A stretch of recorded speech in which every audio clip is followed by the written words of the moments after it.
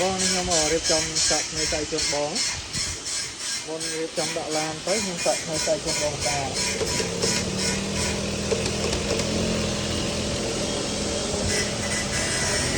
ជើងតុកអីខ្ញុំរៀបចំជូនបងថ្មីនោះហ្មង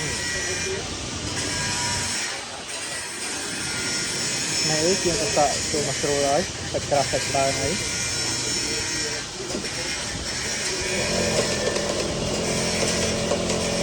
ចាប់ទៅអែប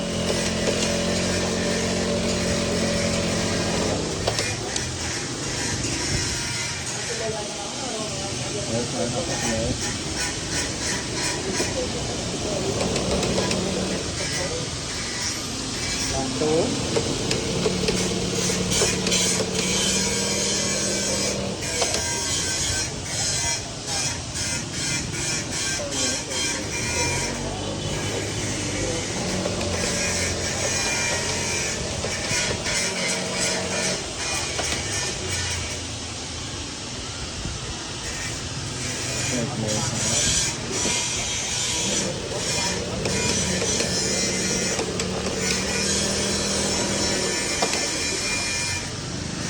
បាត់មកល្អស្អាតនៅអីលើក្រោមថាត់ណែនល្អ